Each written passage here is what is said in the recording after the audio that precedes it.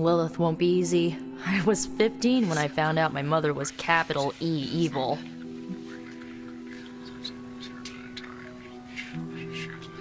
Sorry to hear you went through that. It was bad, but I learned to deal with it. It's the only way forward, right? Look, I'm glad my mother is gone, but yeah, at times I just want to hear her voice again. Some days I'd give anything to make that happen. Makes me hate her even more.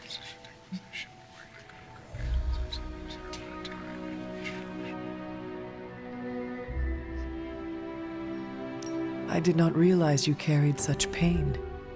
I just learned to bury it. You think I can afford a therapist on a superhero salary? I'm kidding. We don't get paid for this. Enough about our crappy parents. You missed out on decades of good movies. It's my solemn duty to fill this knowledge gap with the best examples I can provide. So, the first thing you need to know, the glowing briefcase is a metaphor. I won't forget it. So, what did you think of the movie? I understood more than I should. How? You've been dead for 3 centuries.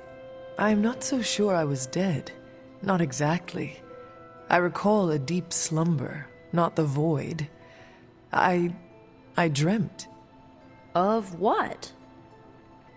Of everything. Much of this world is familiar to me. I know it from my dreams. That's not creepy at all. So, do you know everything?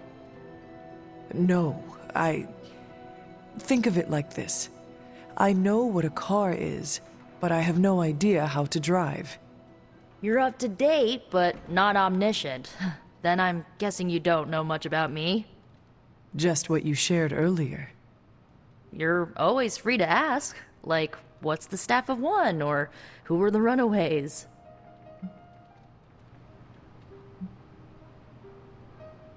I had some questions about your old team. The Runaways?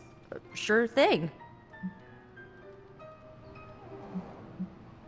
Were you all heroes who banded together? No, we were normal kids. We saw each other once a year when our parents got together to reminisce. And then we found out 2 very disturbing things. First, our parents were supervillains who sacrificed children to evil gods. Second, each of us had some sort of powerful birthright. Our parents wanted us to follow in their footsteps. What did you do? We ran, but eventually we realized only the 6 of us could stop our parents and their dark gods, so we faced them and stopped them from destroying reality as we know it. You know, typical kid stuff. Who was on the team? At first, Chase with his mad science gear, Molly, our pint-sized powerhouse, Carolina, the solar-powered sweetheart. Gert had a telepathic link to Old Lace, a genetically engineered Deinonychus from the 87th century. I handled the blood magic, though I didn't understand it much. And Alex, well, we don't talk about Alex. Where are your friends now? Molly attends Xavier's School for Gifted Youngsters. Carolina left Earth to marry alien nobility. Gert, she didn't make it. After Gert passed, Chase and I had a falling out. The last I heard, he and Old Lace are living at his family home in LA. As for Alex, he chose his side, and it wasn't ours. He died with our parents. I had some questions about your staff. Sure. But first, the basics. The Staff of One interprets words or phrases as spells, but it can only cast a spell once. No repeats.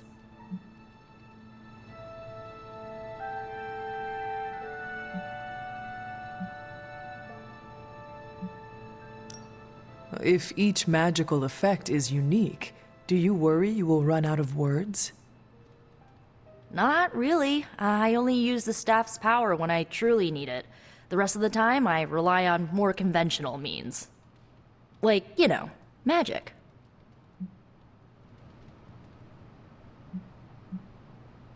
I had some questions about your staff.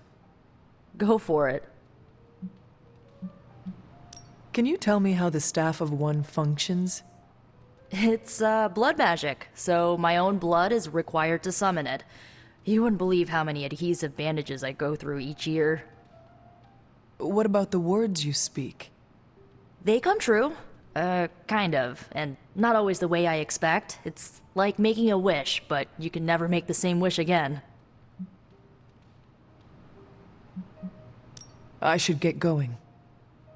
Good timing. Looks like Caretaker wants to speak with you, and wow, I should get to bed. Time flies when you're hanging out.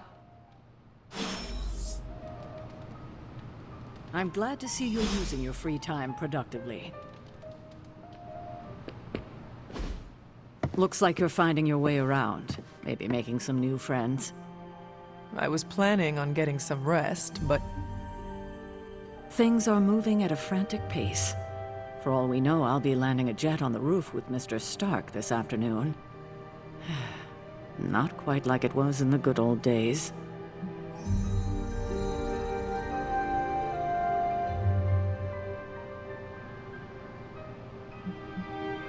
to stand still is to move back. You got that one from Agatha. She used to say it all the time. I always preferred if it ain't broke, don't fix it. Used to. I am sorry. I should have had this talk with you much sooner. But you should know...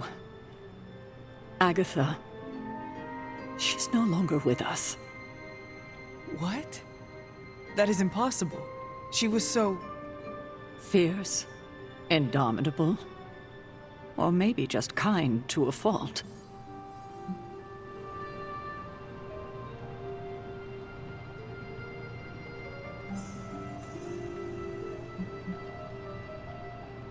The loss could not have been easy for you. Thank you for that, but it's not just my loss. It's all of ours. And what makes this loss even harder to accept is that it was completely avoidable. Agatha died in an accident caused by her protege, Wanda Maximoff, a Scarlet Witch. The Midnight Sun's latest recruit, a powerful spellcaster in her own right. Perhaps the most powerful Agatha and I had ever seen. Wanda's abilities were growing. Too quickly for my liking. Agatha was determined to help her control them. I tried to caution her, but she would not listen. There was an incident. An accident, I'm sure, but... Agatha was killed. Yes, incinerated in an instant. Not even ash to remember her by. The others were heartbroken, as was I. But I also saw the danger, the threat, if Wanda's powers were left unchecked. So I did what needed to be done. I sent Wanda away, to the Sanctum Sanctorum, to study under Dr. Strange. I know the others still harbor a great deal of resentment towards me for it.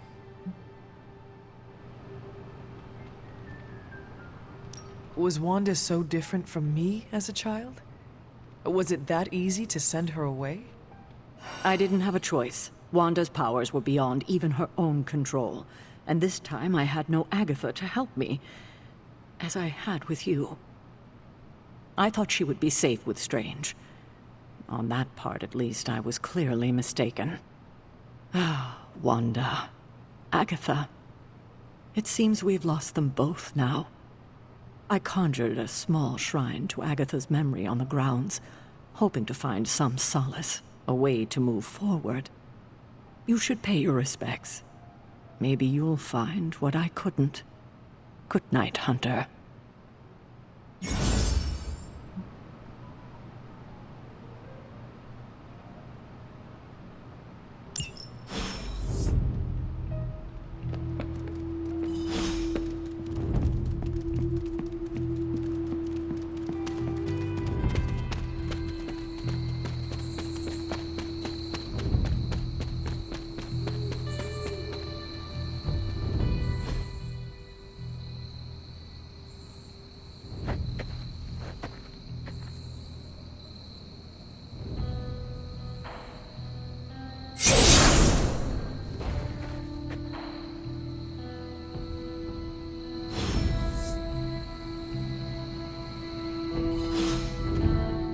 Agatha?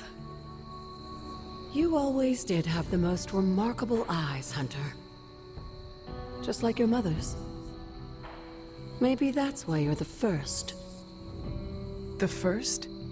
To commune with the spirits, of course. Is this a trick of some kind? Because I am not amused. No, it's no trick, dear. You're just the first to see me.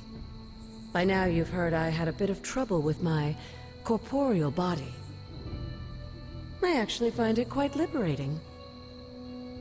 You are dead. Always straight to the heart of things. That's my Hunter.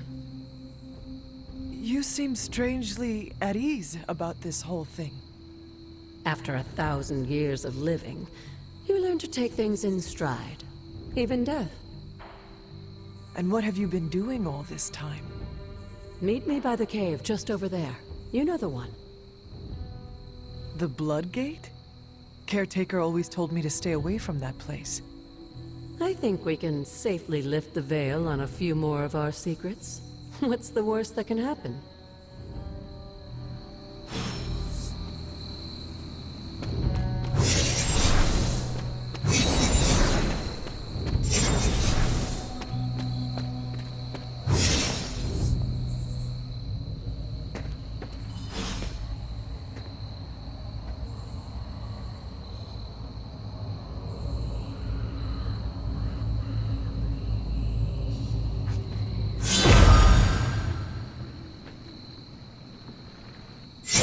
Ominous-looking portal is known as a Blood Gate, and you're the only one among us who can pass through it.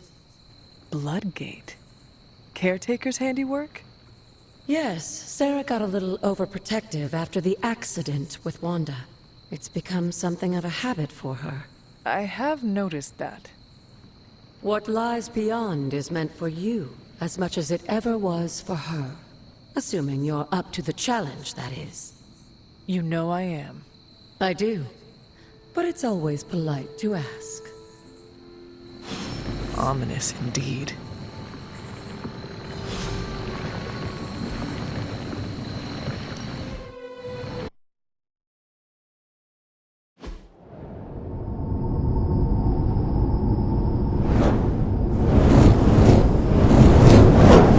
Not what you were expecting, is it? There was a time when the blood stood within these celestial halls to prove their worth. This particular arena belongs to a goddess who often favored Sarah, Ashtur. Sarah? Caretaker was here? Nothing ever comes easy, dear. The Elder Gods felt their descendants needed to earn their blessings, which is why they created these trials to begin with. Trials? I should have known. This entire realm exists for that purpose. Trial by combat, with no chance of outside interference. And this is my challenge. Yes, but I may have found a loophole they never considered. Why don't you try summoning your four-legged friend?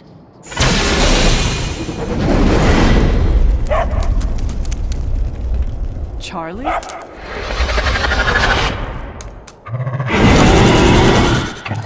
The old gods are responsible for a great many creations, including your faithful companion. I think even they tend to forget that. Good luck, dear.